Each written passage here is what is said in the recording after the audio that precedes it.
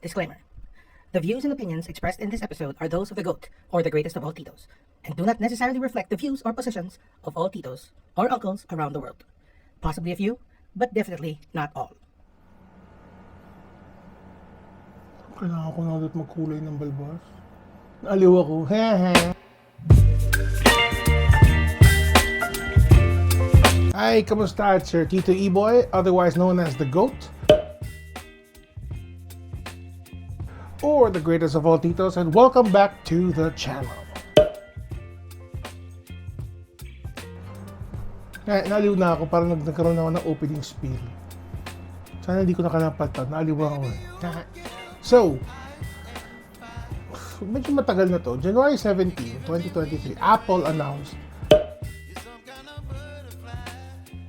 their new M2 chips, their new Apple Silicon chips for 2023, and have announced it on their first few devices, specifically the MacBook Pro and the Mac Mini. When they announced the Mac Mini and the MacBook Pro, they announced not just one. Normally, kasi like last year when they first announced the M1 chips, they only announced M1. They didn't do like what they did this year. This year, pinagsabay-sabay na nila. They announced 3 new chips. Sabay-sabay when they announced the M2, they announced the M2, M2 Pro, and M2 Max, which leaves room for probably the M2 Ultra later this year. And it's interesting kasi, especially like with the Mac Mini, a video that was posted by si Marquez Brownlee, feeling close. He discussed wherein I think it was the baseline, or hindi naman, basta an M2 Mac Mini outpowers the Mac Pro.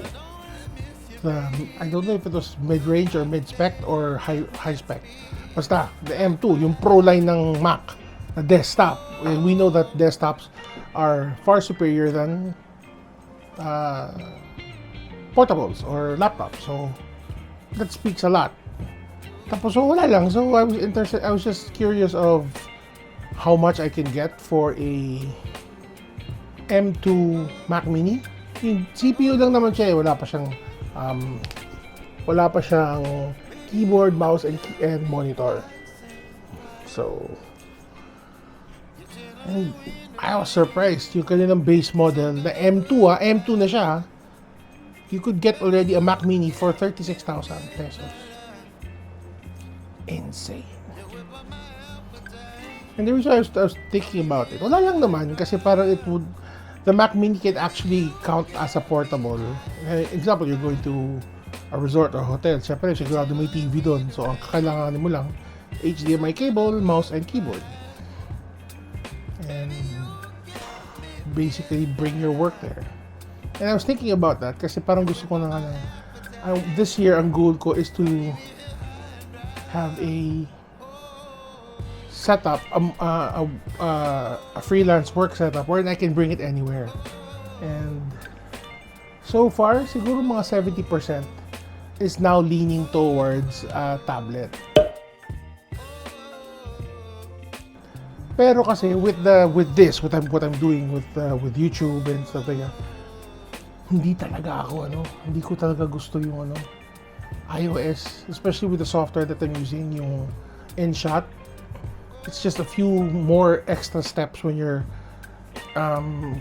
making a video for YouTube. So parang I'm already now leaning towards yung biggest ng Samsung, the Samsung Galaxy S8 Ultra. Samsung Galaxy Tab S8 Ultra, or whatever equivalent variant that will be coming out this year. If annual bang tablet, basta interesting, I like it. Tsaka mukhang maganda siyang setup for me. I also use a tablet when I play in church, or also in Chapel R. Dala ko tablet kasi it's easier to bring. It's brighter, and siyempre pag malabo mata ko, pag wala ko sa, maybe I can just pinch this. Technology is the best. So, yun. So, my original plan, like a few months ago, was I was thinking of getting like a foldable. So, kasi my phone is almost due for a replacement. So, I was thinking of getting a foldable as my next phone. But then I realized ko parang liit pa rin ang screen ng foldable. So, parang I'm more inclined to getting a tablet and then just get a traditional mobile phone as a replacement. Pero get a tablet kasi nga hitting two birds with one stone for work and for YouTube. So that is my battle plan. How to get the money for it, I really don't know. But yeah, so that's my goal for 2023.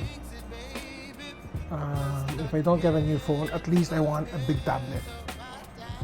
And I'm eyeing on that Samsung Galaxy Tab S8 Ultra. Ang gagawa ko. And now, it's time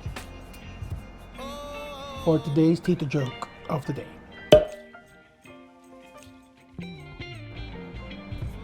So one day, two ugly men decided to go on a knife fight. At dyan nagsimula ang sinaunang saksakan ng pangil.